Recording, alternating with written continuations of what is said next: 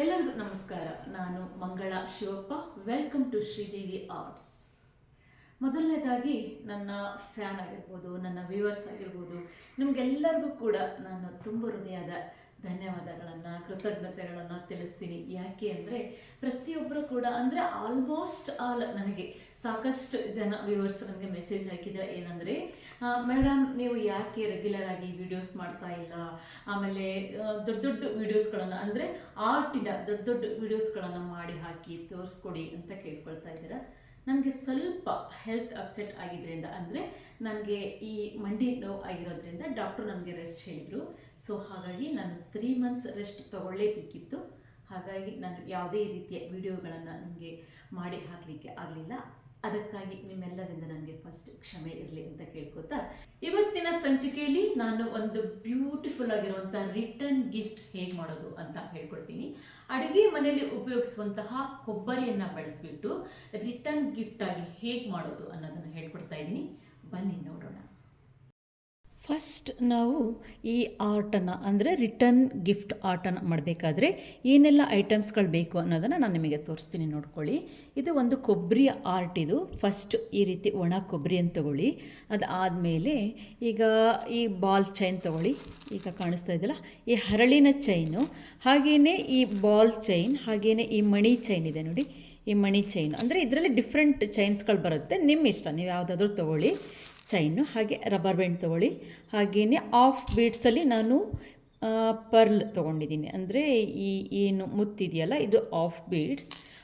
ನಾನು of white ತೊಗೊಂಡಿದ್ದೀನಿ colour. ಹಾಗೆಯೇ ಈ ಗ್ರೀನ್, ಈ ಏನು ಗೋಲ್ಡ್ ಕಲರ್, ಈ ಗೋಲ್ಡ್ ಕಲರ್ ಆಫ್ ಬೀಡ್ಸ್ ಅದು ಸ್ವಲ್ಪ ದೊಡ್ಡ ಸೈಜ್ ತೊಗೊಳ್ಳಿ, ಓಕೆನಾ. ಆಮೇಲೆ ಸ್ಟಾಪ್ಲರ್ ತೊಗೊಳ್ಳಿ, ಒಂದು ಸ್ಟಾಪ್ಲರ್. ಹಾಗೆ ಹಣೆಗೆ ಹಚ್ಚುವಂತಹ ಬಿಂದಿನ ತೊಗೊಳ್ಳಿ, ಈ ಬಿಂದಿ ಪಾಕೆಟ್ ಒಂದು ತೊಗೊಳ್ಳಿ. ಅದಾದಮೇಲೆ ಸರ್ಟಿನ್ ರಿಬನ್, ಇದು ನಾನು ಗ್ರೀನ್ ತೊಗೊಂಡಿದ್ದೀನಿ. ಇದು ಆದಮೇಲೆ ಗಮ್ ತೊಗೊಳ್ಳಿ, B7000 ಗಮ್ ತೊಗೊಳ್ಳಿ. ಇದು ಆದಮೇಲೆ ಒಂದು ಅರ್ಶಿನ ಕುಂಕುಮದ್ದು, ಅಂದರೆ ನಾವು ರಿಟರ್ನ್ ಗಿಫ್ಟ್ ಮಾಡ್ತಾ ಇರೋದಲ್ವ, ಸೊ ಹಾಗಾಗಿ ಕೊಡಲಿಕ್ಕೆ ಒಂದು ಅರ್ಶಿನ ಕುಂಕುಮ ಇಡಬೇಕಲ್ವ, ಸೊ ಹಾಗಾಗಿ ನಾನು ಒಂದು ಅರ್ಶಿನ ಕುಂಕುಮದ ಒಂದು ಪಾಕೆಟ್ ತೊಗೊಂಡಿದ್ದೀನಿ. ಹಾಗೆಯೇ ಇಲ್ಲಿ ನಾನು ದೊಡ್ಡ ಮಣಿ ತೊಗೊಂಡಿದ್ದೀನಿ, ಈಗ ನೋಡಿ ಕಾಣಿಸ್ತಾ ಇದೆ ಅಲ್ವಾ, ದೊಡ್ಡ ಮಣಿ ತೊಗೊಂಡಿದ್ದೀನಿ. ಹಾಗೆಯೇ ಚಿಕ್ಕ ಮಣಿ ತೊಗೊಂಡಿದ್ದೀನಿ, ಕಾಣಿಸ್ತಾ ಇದೆ ನೋಡಿ. ಇದನ್ನು ಈ ಗುಂಪಿನ ಒಳಗಡೆ ಈ ಚಿಕ್ಕ ಮಣಿನ ಹಾಕ್ಕೊಂಡಿದ್ದೀನಿ. ಫಸ್ಟ್ ನಾನು ಚಿಕ್ಕ ಮಣಿನ ಹಾಕ್ಕೊಂಡಿದ್ದೀನಿ.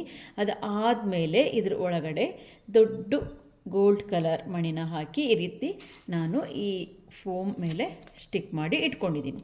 ಈಗ ಗೊತ್ತಾಯ್ತಲ್ವ, ಚಿಕ್ಕ ಮಣಿ, ಗುಂಪಿನಿಗೆ ಚಿಕ್ಕ ಮಣಿ, ಇಲ್ಲಿ ನೋಡಿ ಚಿಕ್ಕ ಮಣಿ ಹಾಕ್ಕೋಬೇಕು. ಹಾಗೆಯೇ ಇದು ಒಳಗಡೆಗೆ ಸ್ವಲ್ಪ ಮೀಡಿಯಮ್ ಆಗಿರೋ ಮಣಿ, ಇದು ದೊಡ್ಡ ಮಣಿಗಿಂತ ಸ್ವಲ್ಪ ಚಿಕ್ಕದಿದೆ ನೋಡಿ. ಈಗ ತೋರಿಸ್ತೀನಿ ನೋಡಿ, ಇದಕ್ಕೂ ಡಿಫ್ರೆನ್ಸ್ ಗೊತ್ತಾಗ್ತಾ ಇದೆ ಅಲ್ವಾ. ಸ್ವಲ್ಪ ಚಿಕ್ಕ ಮಣಿ, ಸ್ವಲ್ಪ ದೊಡ್ಡ ಮಣಿ, ಆಯಿತಾ. ಇದಿಷ್ಟನ್ನು ಹೀಗೆ ಅರೇಂಜ್ ಮಾಡಿ ಇಟ್ಕೋಬೇಕು. ಹಾಗೆಯೇ ಈ ಸ್ಟಿಕ್ಕರ್ ಪ್ಯಾಕೆಟನ್ನು ತೊಗೊಂಡಿದ್ದೀನಿ ನಾನು. ಇದು ಆದಮೇಲೆ ಈಗ ಹೇಗೆ ಮಾಡೋದು, ಆಮೇಲೆ ಇದನ್ನು ಈ ಕೊಬ್ಬರಿನ ಡೆಕೋರೇಷನ್ ಮಾಡಬೇಕಲ್ವ, ಅದಕ್ಕೆ ನಾನು ಈ ಕಾರ್ ಡೆಕೋರೇಷನ್ ಕ್ಲಾತ್ ಅಂತೇಳಿ ಸಿಗುತ್ತೆ ನೋಡಿ, ಇದು ಟೇಪ್ ಕಾರ್ ಡೆಕೋರೇಷನ್ ಕ್ಲಾತ್ ಇದು. ಅದು ಇಲ್ಲ ಅಂದರೆ ಈ ರೀತಿ ನಿಮಗೆ ನೆಟ್ ಕ್ಲಾತ್ ಆಗಿರ್ಬೋದು, ಆಮೇಲೆ ಹೀಗೆ ಡಿಫ್ರೆಂಟ್ ಕ್ಲಾತ್ಸ್ ಎಲ್ಲ ಬರುತ್ತೆ, ಅದಕ್ಕೆ ನೀವು ಕ್ಲಾತ್ಗಳನ್ನು ಕೂಡ ನೀವು ಯೂಸ್ ಮಾಡ್ಕೊಳ್ಬೋದು. ಇದು ಆದಮೇಲೆ ಈಗ ಕೊಬ್ಬರಿನ ಹೇಗೆ ಡೆಕೋರೇಷನ್, ಫಸ್ಟ್ ಕೊಬ್ಬರಿನ ಹೇಗೆ ಡೆಕೋರೇಷನ್ ಮಾಡ್ಕೊಳ್ಳೋದು ಅಂತ ತೋರಿಸ್ಕೊಡ್ತೀನಿ, ನೋಡ್ಕೊಳ್ಳಿ. ಈಗ ಈ ಕೊಬ್ಬರಿಗೆ ನಾವು ಏನು ಅರೇಂಜ್ ಮಾಡಿ ಇಟ್ಕೊಂಡಿದ್ನಲ್ಲ, ನಾನು ಈ ಮಣಿನ ನಾನು ಅರೇಂಜ್ ಮಾಡಿ ಇಟ್ಕೊಂಡಿದ್ನಲ್ಲ, ಈ ಚಿಕ್ಕ ಮಣಿ ಏನಿದೆಯಲ್ಲ, ಈ ಚಿಕ್ಕ ಮಣಿ, ಈ ಅಂದರೆ ಸ್ವಲ್ಪ ಮೀಡಿಯಮ್ ಸೈಜ್ ಮಣಿ, ಇದನ್ನು ನಾವು ಹೀಗೆ ಕೆಳಗಡೆಗೆ, ಅಂದರೆ ಹೀಗೆ ಸ್ವಲ್ಪ ತಿಲ್ಕ ಶೇಪ್ ಇರೋವಂಥ ಕೊಬ್ಬರಿನೇ ನೀವು ಸೆಲೆಕ್ಟ್ ಮಾಡ್ಕೊಳ್ಳಿ. ಈ ತಿಲ್ಕ ಶೇಪ್ ಇರೋಂಥ ಒಂದು ಕೊಬ್ಬರಿನ ನಾನು ತಗೊಂಡು ಇದನ್ನು ಹೀಗೆ ಕೆಳಗಡೆಗೆ ನಾನು ಈಗ 3 ಮಣಿಗಳನ್ನು ಈ ಗುಂಪಿನ ಹಾಕಿ ಏನು ಸೆಟಲ್ ಮಾಡ್ಕೊಂಡಿದ್ನಲ್ಲ, ಆ 3 ಮಣಿಗಳನ್ನು ನಾನು ಹೀಗೆ ಇದರೊಳಗಡೆ ಹಾಕ್ತೀನಿ ನೋಡಿ. ಯಾಕೆ ಅಂದರೆ ಇದು ಒಂದು ಸ್ಟ್ಯಾಂಡ್ ಆಗಿ ನಾನು ಕ್ರಿಯೇಟ್ ಮಾಡ್ತಾ ಇರೋದ್ರಿಂದ ಸ್ವಲ್ಪ ನೆಲಕ್ಕೆ ಹೀಗೆ ಹಾಕಿ ಒತ್ಕೊಳ್ಳಿ, ಗುಂಪಿನ ಕೈಗೆ ಚುಚ್ಚೋತಲ್ವ, ಸೊ ಹಾಗಾಗಿ ಹೀಗೆ ನೋಡಿ ಈ ಥರ ಇದನ್ನು ಹೀಗೆ ಒಂದು ಸ್ಟ್ಯಾಂಡ್ ಥರ ಮಾಡ್ಕೊಳ್ಳಿ. ಒಂದು ಡೆಕೋರೇಟಿವ್ ಪೀಸ್ ಮಾಡ್ತಾ ಇರೋದ್ರಿಂದ ಇದನ್ನು ಒಂದು ಸ್ಟ್ಯಾಂಡ್ ಥರ ಮಾಡ್ಕೊಳ್ಳಿ. ಈಗ ಇದನ್ನು ನಾನು ಇದ್ರ ಮೇಲೆ ಇಟ್ಟು ಜಸ್ಟ್ ತೋರಿಸ್ತೀನಿ ನೋಡಿ, ನಿಂತ್ಕೊಳ್ಳೋತ್ತದು. ಈಗ ಕೊಬ್ಬರಿ ಈಗ ನಿಂತ್ಕೊಳ್ತು ಅಲ್ವಾ. ಈಗ ಇದಕ್ಕೆ ನಾವೇನು ಮಾಡಬೇಕಂದ್ರೆ, ಈಗ ಮೇಲ್ಗಡೆಗೆ ಒಂದು ಇದೇ ಥರನೇ ಈಗ ಗೋಪುರ ಮಾಡಬೇಕಲ್ವ, ಸೊ ಹಾಗಾಗಿ ನಾನೀಗ ದೊಡ್ಡ ಮಣಿ ತೊಗೊಂಡಿದ್ದೀನಿ, ಚಿಕ್ಕ ಮಣಿ, ಹಾಗೆ ಸ್ವಲ್ಪ ಇದಕ್ಕಿಂತ ಇದು ದೊಡ್ಡ ಮಣಿ ತೊಗೊಂಡಿದ್ದೀನಿ. ಈಗ ಇದನ್ನು ಇಲ್ಲಿ ಸೆಂಟರ್ಗೆ ಚುಚ್ಕೋಬೇಕು. ಮೇಲ್ಗಡೆಗೆ ಜಸ್ಟ್ ಗೋಪುರ ಎಫೆಕ್ಟ್ ಬರೋದಕ್ಕೋಸ್ಕರ ನಾನು ಸ್ವಲ್ಪ ದೊಡ್ಡ ಮಣಿಯನ್ನು ತಗೊಂಡಿದ್ದೀನಿ. ಈಗ ನೋಡಿ ಚುಚ್ಕೊಂಡಾಯ್ತಲ್ವಾ, ಇದು ಗೊತ್ತಾಯ್ತಲ್ವ ಹೇಗೆ ಮಾಡೋದು ಅಂತ. ಈಗ ಈ ಕೊಬ್ಬರಿಗೆ ನಾವು ಮಣಿಗಳನ್ನು ಚುಚ್ಕೊಂಡಾಯಿತು ಗುಂಡ್ಪಿನ ಸಹಾಯದಿಂದ. ಈಗ ಇದಕ್ಕೆ ಸ್ವಲ್ಪ ಡೆಕೋರೇಷನ್ ಮಾಡಬೇಕಲ್ವಾ, ಸೊ ಹಾಗಾಗಿ ನಾನು ಈ ಬಿಂದಿಯನ್ನು ತಗೊಳ್ತೀನಿ. ಈ ಬಿಂದಿನ ಆದಷ್ಟು ದೊಡ್ಡ ಸೈಜ್ ಬಿಂದಿನ ತಗೊಳ್ಳಿ.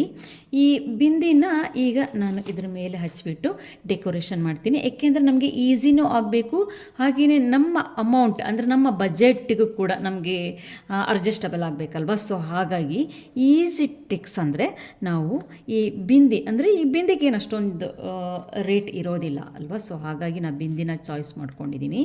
ಇದನ್ನು ತೆಗೆದುಬಿಟ್ಟು ನೀವು ರಿಟರ್ನ್ ಗಿಫ್ಟ್ ಮಾಡಬೇಕಾದ್ರೆ, ಕ್ರಾಫ್ಟ್ ಮಾಡಬೇಕಾದ್ರೆ ನಿಮ್ಮ ಬಜೆಟ್ ಕಡೆಗೂ ಕೂಡ ನೀವು ಗಮನ ಹರಿಸ್ಬೇಕಾಗತ್ತೆ. ಸೊ ಈ ಸ್ಟಿಕ್ಕರ್ನ ತೆಗೆದುಬಿಟ್ಟು ಇದರಲ್ಲಿ ನೋಡಿ ಸೆಂಟರ್ಗೆ ಜಸ್ಟ್ ಹೀಗೆ ಸೆಂಟರ್ಗೆ ಹಚ್ಕೋಬೇಕು.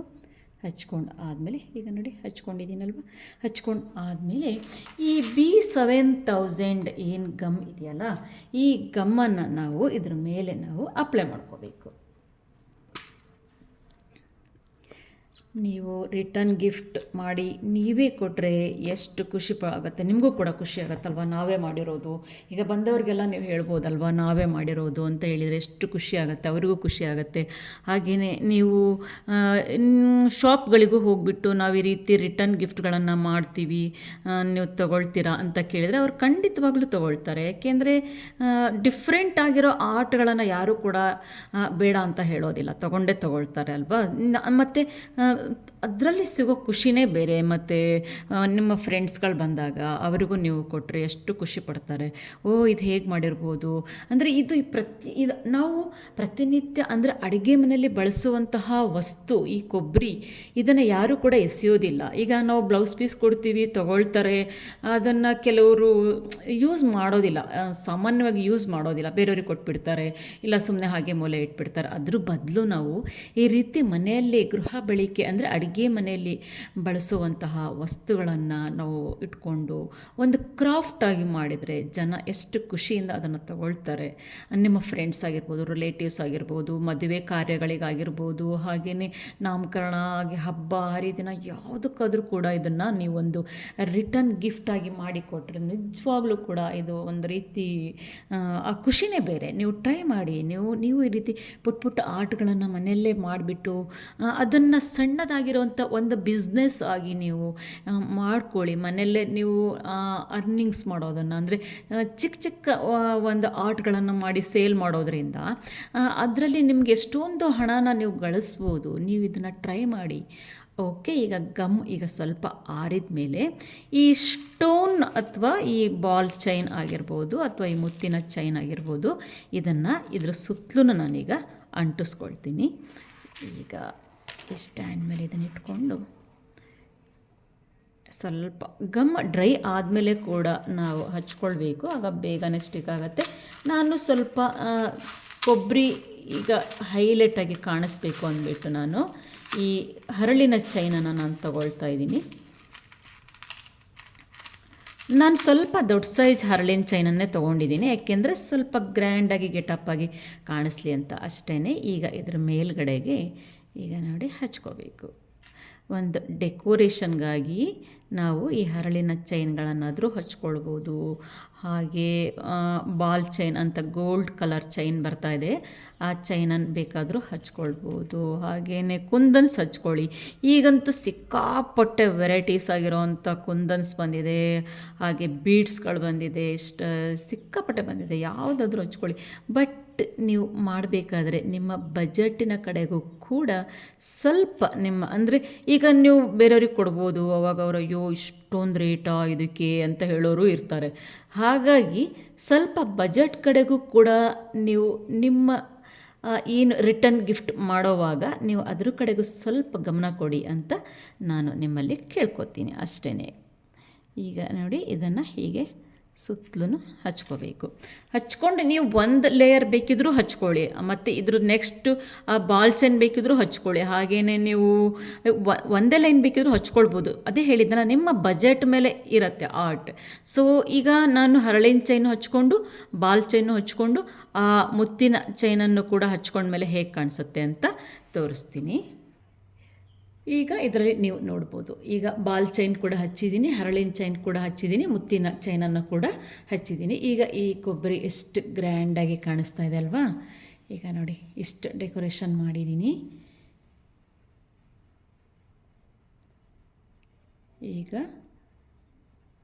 ಈ ಡೆಕೋರೇಷನ್ ಎಲ್ಲ ರೆಡಿ ಆದಮೇಲೆ ಇದಕ್ಕೆ ಒಂದು ಅಂದರೆ ಸಾಂಪ್ರದಾಯಿಕ ನಾವು ಒಂದು ಪದ್ಧತಿಯನ್ನು ತೋರಿಸ್ಬೇಕಲ್ವ. ಹಾಗಾಗಿ ಅಂದರೆ ಪೂಜೆಗಳಲ್ಲಿ ನಾವು ಅರ್ಶಿನ ಕುಂಕುಮನ ಸಾಮಾನ್ಯವಾಗಿ ಕೊಟ್ಟೇ ಕೊಡ್ತೀವಿ. ಏನೇ ಫಂಕ್ಷನ್ ಇದ್ದಾಗ ಅರ್ಶಿನ ಕುಂಕುಮವನ್ನು ನಾವು ಕೊಟ್ಟೇ ಕೊಡ್ತೀವಲ್ವ. ಸೊ ಹಾಗಾಗಿ ಇದಕ್ಕೆ ಒಂದು ಅರ್ಶಿನ ಕುಂಕುಮನ ಪ್ಯಾಕೆಟನ್ನು ನಾನು ಹೇಗೆ ಫಿಕ್ಸ್ ಮಾಡೋದು ಅಂತ ತೋರಿಸ್ಕೊಡ್ತೀನಿ, ನೋಡ್ಕೊಳ್ಳಿ. ಈಗ ಇದ್ರ ಒಳಗಡೆಗೆ, ಈ ಮಣಿ ಒಳಗಡೆಗೆ ಇದನ್ನು ಹಾಕಿಬಿಟ್ರೆ, ಈಗ ನೋಡಿ ಇದರೊಳಗಡೆಗೆ ನಾನು ಹ್ಯಾಂಗ್ ಮಾಡಿದ್ದೀನಿ ಅಷ್ಟೇ. ನೋಡಿ ಕಾಣಿಸ್ತಾ ಇದೆ ಅಲ್ವಾ, ಈಗ ಎಷ್ಟು ನೀಟಾಗಿ ಕಾಣಿಸ್ತಾ ಇದೆ. ಈಗ ಇದು ಶೇಕ್ ಆಗಬಾರ್ದು, ಅಂದರೆ ಇದು ಬೀಳಬಾರ್ದು. ಅಂದರೆ ಇದಕ್ಕೆ ಸಣ್ಣದಾಗಿರೋಂಥ ಒಂದು ಡಬಲ್ ಸೈಡೆಡ್ ಗಮ್ ಟೇಪನ್ನು ನಾವು ಅಂಟಿಸ್ಕೊಂಡ್ರೆ ಅದು ಅಲ್ಲೇ ನಿಂತ್ಬಿಡುತ್ತೆ. ಈಗ ನೋಡಿ, ಮೇಲ್ಗಡೆಗೆ ನಾನು ಒಂದು ಸಣ್ಣ ಡಬಲ್ ಸೈಡೆಡ್ ಗಮ್ ಟೇಪನ್ನು ಹಚ್ಕೊಂಡು ಇದನ್ನು ಹೀಗೆ ಜಸ್ಟ್ ಹೀಗೆ ನಿಲ್ಲಿಸ್ಬಿಡ್ತೀನಿ. ಈಗ ನೋಡಿ, ಈಗ ಬ್ಯಾಕಿಂದನೂ ಕೂಡ ಎಷ್ಟು ಗ್ರ್ಯಾಂಡಾಗಿ ಕಾಣಿಸುತ್ತೆ, ಹಾಗೆ ಫ್ರಂಟಿಂದನೂ ಕೂಡ ಎಷ್ಟು ಗ್ರ್ಯಾಂಡಾಗಿ ಕಾಣಿಸ್ತಾ ಇದೆ. ಕೊಬ್ಬರಿ ಆರ್ಟ್, ಎಷ್ಟು ರಿಟರ್ನ್ ಗಿಫ್ಟ್ ಕೊಬ್ಬರಿ ಆರ್ಟ್ ಎಷ್ಟು ಗ್ರ್ಯಾಂಡಾಗಿ ಕಾಣಿಸ್ತಾ ಇದೆ ಅಲ್ವಾ. ಈಗ ಈ ಕೊಬ್ಬರಿನ ಒಂದು ಡೆಕೋರೇಷನ್ ಮಾಡಿ ತೋರಿಸ್ಬೇಕಲ್ವ. ಪುಟ್ಟು ಈಗ ಪಾಟ್ಲಿ ಬ್ಯಾಗ್ಗಳು ಕೂಡ ಬರುತ್ತೆ, ನೀವು ಅದರಲ್ಲೂ ಕೂಡ ನೀವು ಹಾಕಿ ಕೊಡ್ಬೋದು. ನಾನು ಒಂದು ಡೆಕೋರೇಷನ್ ಅಂದರೆ ಇದು ಸ್ವಲ್ಪ ಆ ಪಾಟ್ಲಿ ಬ್ಯಾಗ್ಗಿಂತ ಸ್ವಲ್ಪ ಇದು ಚೀಪ್ ಆಗುತ್ತೆ, ಮತ್ತು ಡೆಕೋರೇಷನ್ ಗೆಟಪ್ ಆಗಿರಲಿ, ಒಂದು ಸ್ಟ್ಯಾಂಡರ್ಡ್ ಆಗಿರಲಿ ಅಂದ್ಬಿಟ್ಟು ಈ ರೀತಿ ನಿಮಗೆ ತೋರಿಸ್ತಾ ಇದ್ದೀನಿ. ನಿಮ್ಗೆ ಆಗೋದಿಲ್ಲ ಅಥವಾ ಜಾಸ್ತಿ ಈಗ ಆರ್ಡರ್ಸ್ ಬಂದವಾಗ ಇದು ನಮ್ಗೆ ಆಗೋದಿಲ್ಲ ಅಂದರೆ ನೀವು ಪಾಟ್ಲಿ ಬ್ಯಾಗ್ ಅಂತೇಳಿ ಸಿಗುತ್ತೆ, ಪುಟ್ಪುಟಾಣಿ ಬ್ಯಾಗ್ಸ್ ಎಲ್ಲ ಸಿಗುತ್ತೆ. ಅದನ್ನು ಬೇಕಿದೆ ಅದರೊಳಗಡೆ ನೀವು ಇದನ್ನು ಇಟ್ಕೊಟ್ರು ಕೂಡ ಓಕೆ ಆಗುತ್ತೆ. ಓಕೆನಾ. ಈಗ ನಾನು ಡೆಕೋರೇಷನ್ ಹೇಗೆ ಮಾಡೋದು ಅಂತ ನಾನು ತೋರಿಸ್ಕೊಡ್ತಾ ಇದ್ದೀನಿ. ಈ ರೀತಿ ಟಿಶ್ಯೂ ಕ್ಲಾತ್ ಅಥವಾ ಈ ರೀತಿ ಕಾರ್ ಡೆಕೋರೇಷನ್ ರಿಬ್ಬನ್ ಸಿಗುತ್ತೆ, ಅಥವಾ ನೆಟ್ ಕ್ಲಾತ್ ಆದರೂ ಓಕೆ. ನಾನು ಈಗ ಈ ಟಿಶ್ಯೂ ಕ್ಲಾತಲ್ಲಿ ಹೇಗೆ ಮಾಡೋದು ಅಂತ ತೋರಿಸ್ಕೊಡ್ತೀನಿ, ನೋಡ್ಕೊಳ್ಳಿ. ಇದನ್ನು ಫಸ್ಟ್ ನಾವು ಈ ಕೊಬ್ಬರಿನ ಹೀಗೆ ಇಟ್ಕೊಂಡ್ಬಿಟ್ಟು, ಅಂದರೆ ಈ ಟಿಶ್ಯೂ ಕ್ಲಾತನ್ನು ನಾನು ಆಲ್ರೆಡಿ ಕಟ್ ಮಾಡ್ಕೊಂಡಿದ್ದೀನಿ ಸ್ಕ್ವೇರಾಗಿ. ನೋಡಿ, ಹೀಗೆ ಸ್ಕ್ವೇರಾಗಿ ಕಟ್ ಮಾಡ್ಕೊಂಡಿದ್ದೀನಿ. ಓಕೆನಾ. ಇದನ್ನು ಕಟ್ ಮಾಡ್ಕೊಂಡು ಆದಮೇಲೆ ಇದನ್ನು ಸೆಂಟರಲ್ಲಿ ಇಟ್ಬಿಟ್ಟು ಹೀಗೆ ಫಸ್ಟ್ 4 ಮೂಲೆಗಳನ್ನು ತೊಗೊಳ್ಳಿ. ಫಸ್ಟ್ ಹೀಗೆ 4 ಮೂಲೆಗಳನ್ನು ತಗೊಳ್ಳಿ. ಆಮೇಲೆ ಈ ಸೈಡ್ ಮೂಲೆಗಳನ್ನೆಲ್ಲ ಸೇರಿಸ್ಕೋಬೇಕು.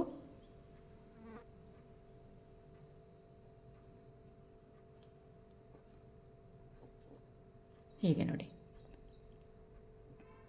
ಜಸ್ಟ್ ಒಂದು ಟ್ವಿಸ್ಟ್ ಮಾಡಬೇಕು. ಹೀಗೆ ಒಂದು ಟ್ವಿಸ್ಟ್ ಮಾಡಿ ಆಯ್ತಲ್ವಾ. ಈಗ ಇದಕ್ಕೆ ನಾವು ಈ ರಬ್ಬರ್ ಬ್ಯಾಂಡನ್ನು ಹಾಕ್ಕೊಳ್ಬೇಕು. ಜಸ್ಟ್ ರಬ್ಬರ್ ಬ್ಯಾಂಡ್ ಹಾಕಿ ಇದನ್ನು ಲಾಕ್ ಮಾಡ್ಕೊಳ್ಳಿ. ಅಂದರೆ ಕ್ವಿಕ್ಕಾಗಿ ಆಗಬೇಕಲ್ವ, ನಾವು ಮಾಡೋ ವರ್ಕು ಕೂಡ ಕ್ವಿಕ್ಕಾಗಿ ಆಗಬೇಕಲ್ವ. ಸೊ ಹಾಗಾಗಿ ನೋಡಿ ಈ ಥರ. ಈಗ ನೋಡಿ, ಈಗ ಇದು ರೆಡಿ ಆಯ್ತಲ್ವ. ಸ್ವಲ್ಪ ಬೇಕಿದ್ರೆ ಲೂಸ್ ಮಾಡ್ಕೊಳ್ಳಿ, ತುಂಬ ಟೈಟೂ ಬೇಡ.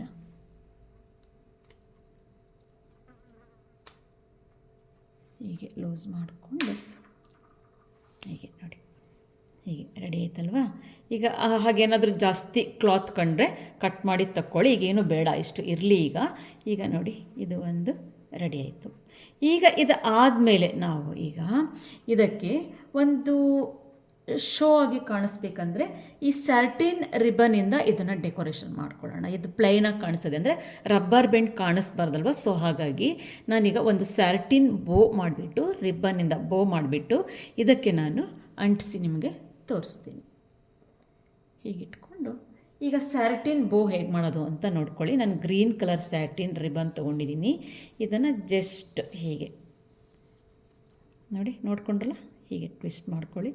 ಇದನ್ನು ಈ ಸೈಡಿಂದ ಜಸ್ಟ್ ಹೀಗೆ ಟ್ವಿಸ್ಟ್ ಮಾಡಿದ್ರೆ ಆಯ್ತು. ಇಷ್ಟೇ ಟ್ವಿಸ್ಟ್ ಮಾಡಿಬಿಟ್ಟು ಹೀಗೆ ಒಂದರ ಮೇಲೆ ಒಂದು ಮಾಡಿ ಹೀಗೆ ಕ್ರಾಸ್ ಮಾಡೋದು, ಗೊತ್ತಾಯ್ತಲ್ವಾ? ಜಸ್ಟ್ ಟ್ವಿಸ್ಟ್ ಮಾಡೋದು ಹೀಗೆ ಒಂದ್ರ ಮೇಲೆ ಒಂದು ಹೀಗೆ ಇಂಟು ಮಾರ್ಕಲ್ಲಿ ಬರೋ ಹಾಗೆ ಇಟ್ಕೋಬೇಕು. ಈಗ ಫ್ರಂಟಲ್ಲಿ ನಾನು ತೋರಿಸ್ತೀನಿ ನೋಡಿ ಎಷ್ಟು ಚೆನ್ನಾಗಿ ಕಾಣಿಸ್ತಾ ಇದೆ ಅಂತ. ಹೀಗೆ ಈಗ ಇದಕ್ಕೆ ನಾನು ಸ್ಟಾಪ್ಲರ್ ಹೊಡೆದು ತೋರಿಸ್ತೀನಿ ಹೇಗೆ ಕಾಣಿಸುತ್ತೆ ಅಂತ ನೋಡಿ. ಈಗ ಇದಕ್ಕೆ ನಾವು ಸ್ಟಾಪ್ಲರಿಂದ ಟೈಟ್ ಮಾಡಿಕೊಳ್ಬೇಕು. ಈಗ ನೋಡಿ ಸ್ವಲ್ಪ ಅಲ್ಲೇ ಫ್ರೀ ಮಾಡ್ಕೊಳ್ಳಿ. ಆದಮೇಲೆ ಹೀಗೆ ಜಸ್ಟ್ ಹೀಗೆ ಹೊತ್ಬಿಟ್ರೆ ಆಯಿತು. ಈಗ ಫ್ರಂಟಿಂದ ಎಷ್ಟು ಲುಕ್ಕಾಗಿ ಕಾಣಿಸುತ್ತೆ ನೋಡಿ ಅಲ್ವಾ? ಒಂದು 2 ಆದರೂ ಸ್ಟಾಪ್ಲರ್ ಹೊಡ್ಕೊಳ್ಳಿ. ಇದು ಆದಮೇಲೆ ಇದು ಎಷ್ಟು ಗ್ರ್ಯಾಂಡಾಗಿ ಕಾಣಿಸುತ್ತೆ ನೋಡಿ, ಈ ರೀತಿ. ಅಂದರೆ ಅದಕ್ಕೆ ಒಂದು ಡೆಕೋರೇಟಿವ್ ಆಗಿ ಹಚ್ಚಲಿಕ್ಕೋಸ್ಕರ ಇದು ಒಂದು ಸಿಂಪಲ್ಲಾಗಿ ಒಂದು ಬೋ ಮಾಡ್ಕೊಳ್ಬೇಕು. ಅದನ್ನು ಈಗ ನಾನು ಅದರ ಮೇಲೆ ಅಂಟಿಸ್ಕೊಳ್ತೀನಿ. ಈಗ B7000 ಗಮ್ಮಿಂದ ನಾನೀಗ ಈ ಏನು ಬೋ ಮಾಡ್ಕೊಂಡಿದ್ನಲ್ಲ ಅದನ್ನು ಅಂಟಿಸ್ಕೊಳ್ತೀನಿ. ಈಗ ರಬ್ಬರ್ ಬ್ಯಾಂಡ್ ಕಾಣಿಸಿದರೆ ಅಷ್ಟು ಲುಕ್ ಅನಿಸೋದಿಲ್ಲ ಅಲ್ವಾ? ಸೊ ಹಾಗಾಗಿ ನಾವಲ್ಲಿ ಬೋನ ಹಚ್ಕೊಳ್ತೀವಿ. ನೀವೀಗ ಬೋ ಇಲ್ಲಾಂದರೆ ದೊಡ್ಡ ದೊಡ್ಡ ಕುಂದನ್ಸ್ ಬರ್ತಾ ಇದೆ, ಬೀಡ್ಸ್ ಬರ್ತಾ ಇದೆ, ಏನು ಬೇಕಾದರೂ ಹಚ್ಕೊಳ್ಳಿ. ಬಟ್ ಹೇಳಿದ್ನಲ್ಲ, ರಿಟರ್ನ್ ಗಿಫ್ಟ್ ಮಾಡೋವಾಗ ನಿಮ್ಮ ಬಜೆಟ್ ಕಡೆಗೂ ಕೂಡ ನಿಮಗೆ ಸ್ವಲ್ಪ ಗಮನ ಇರಲಿ ಅಂತ ನಾನು ಆದಷ್ಟು ಚೀಪ್ ಆ್ಯಂಡ್ ಬೆಸ್ಟಲ್ಲಿ ನಿಮಗೆ ರಿಟರ್ನ್ ಗಿಫ್ಟ್ ರೆಡಿ ಆಗಲಿ ಅಂತ ಈ ರೀತಿ ಪ್ಲ್ಯಾನ್ಗಳನ್ನು ಹೇಳ್ತಾ ಇದ್ದೀನಿ ಅಷ್ಟೇ. ಈಗ ಇದನ್ನು ಏನು ರೆಡಿ ಮಾಡ್ಕೊಂಡಿದ್ವಲ್ಲ, ಈ ಬೋ ಏನು ರೆಡಿ ಮಾಡ್ಕೊಂಡಿದ್ವಲ್ಲ ಅದನ್ನು ಇದ್ರ ಮೇಲೆ ಹೀಗೆ ಹಚ್ಕೋಬೇಕು. ಈಗ ನೋಡಿ ಇದು ಎಷ್ಟು ಗೆಟಪ್ಪಾಗಿ ಕಾಣಿಸ್ತಾ ಇದೆ. ಈಗ ಇಷ್ಟು ರೆಡಿ ಆಯ್ತಲ್ವಾ? ಕೊಬ್ಬರಿ ಆರ್ಟ್ ಈಗ ಇಷ್ಟು ರೆಡಿ ಆಯ್ತಲ್ವಾ? ಈಗ ಇದರ ಮೇಲ್ಗಡೆಗೆ ನಾನು ಒಂದು ಪರ್ಲ್ ಆಫ್ ಬೀಡ್ಸನ್ನು ಆಫ್ ವೈಟ್ ಕಲರ್ನ ನಾನು ಚಾಯ್ಸ್ ಮಾಡಿಕೊಂಡು ಅದನ್ನು ಅಂಟಿಸ್ಕೊಳ್ತಾ ಇದ್ದೀನಿ. ನೀವು ಬೇಕಿದ್ರೆ ಗೋಲ್ಡ್ ಆಫ್ ಬೀಡ್ಸ್ ಆದರೂ ಹಚ್ಕೊಳ್ಳಿ, ಗೋಲ್ಡ್ ಮಣಿ ಬೇಕಿದ್ರೂ ಹಚ್ಕೊಳ್ಳಿ. ಹಾಗೆಯೇ ಈಗ ಸ್ಟೋನಿಂದು ಬೇಕಾದಷ್ಟು ವೆರೈಟೀಸ್ ಆಗಿರುವಂಥ ಕುಂದನ್ಸ್ ಬರ್ತಾ ಇದೆ, ಅದನ್ನು ಬೇಕಾದರೂ ಹಚ್ಕೊಳ್ಳಿ. ಬಟ್ ನೆನಪಿರಲಿ, ನಿಮ್ಮ ಬಜೆಟಿನ ಮೇಲೇನೂ ಕೂಡ ನಿಮಗೆ ಸ್ವಲ್ಪ ಲಕ್ಷ್ಯ ಇರಲಿ. ಓಕೆ, ಈಗ ಅದಾದಮೇಲೆ ಇದ್ರ ಮೇಲ್ಗಡೆಗೆ ನಾನು ಮತ್ತೆ B7000 ಗಮ್ಮನ್ನು ಹಚ್ಕೊಂಡು ಒಂದು ಪರ್ಲ್, ಅಂದರೆ ಈ ಆಫ್ ಬೀಡ್ಸ್ ನಾನು ಪರ್ಲನ್ನು ಚಾಯ್ಸ್ ಮಾಡ್ಕೊಂಡಿದ್ದೀನಿ. ಅದನ್ನು ಇದರ ಮೇಲೆ ಹೀಗೆ ಇಟ್ಬಿಡೋದು. ಈಗ ನಾವು ಮಾಡಿರೋ ಅಂಥ ರಿಟರ್ನ್ ಗಿಫ್ಟ್ ಈಗ ರೆಡಿಯಾಗಿದೆ. ಕೊಬ್ಬರಿಯಿಂದ ಮಾಡಿರುವಂತಹ ಒಂದು ರಿಟರ್ನ್ ಗಿಫ್ಟ್ ಈಗ ರೆಡಿಯಾಗಿದೆ. ಈಗ ಈ ರಿಟರ್ನ್ ಗಿಫ್ಟ್ ಆರ್ಟ್ ಹೀಗೆ ನೋಡಿ ನಿಲ್ಲಿಸಿದರೆ ಇದು ನಿಂತ್ಕೊಳ್ಳುತ್ತೆ ನೋಡಿ. ಏಕೆಂದರೆ ನಾವು ಕೆಳಗಡೆ ಮಣಿ ಹಾಕಿದ್ದೀವಲ್ಲ, ಸೊ ಹಾಗಾಗಿ ನಿಂತ್ಕೊಳ್ಳುತ್ತೆ. ಈ ರೀತಿ ನೀವು ಕೂಡ ಟ್ರೈ ಮಾಡಿ. ಮನೆಯಲ್ಲೇ ಕೂತ್ಕೊಂಡು ಎಷ್ಟು ಸಾಧ್ಯವಾಗುತ್ತೋ ಅಷ್ಟು ನೀವು ಅರ್ನ್ಸ್ ಮಾಡಿ ಅಂತ ಕೇಳ್ಕೊತಾ ಇದ್ದೀನಿ. ಮುಂದಿನ ಸಂಚಿಕೆಯಲ್ಲಿ ಇದೇ ರೀತಿ ಬೇರೆ ಬೇರೆ ರೀತಿಯಾಗಿರುವಂತಹ ರಿಟರ್ನ್ ಗಿಫ್ಟ್ ಆರ್ಟ್ಗಳನ್ನು ನಾನು ನಿಮಗೆ ತೋರಿಸ್ತೀನಿ. ನೀವು ಕೂಡ ಇದನ್ನು ಟ್ರೈ ಮಾಡಿ ಅಂತ ಕೇಳ್ಕೊತೀನಿ. ಓಕೆ, ಈ ಸಂಚಿಕೆ ನಿಮಗೆ ಇಷ್ಟವಾದಲ್ಲಿ ಲೈಕ್ ಮಾಡಿ, ಶೇರ್ ಮಾಡಿ, ಕಮೆಂಟ್ ಮಾಡಿ. ಹಾಗೆಯೇ ನನ್ನ ಚಾನಲ್ಗೂ ಕೂಡ ಸಬ್ಸ್ಕ್ರೈಬ್ ಆಗಿ ಅಂತ ಕೇಳ್ಕೊತೀನಿ. ನಮಗೆಲ್ಲರಿಗೂ ಕೂಡ ತುಂಬ ಹೃದಯದ ಧನ್ಯವಾದಗಳು.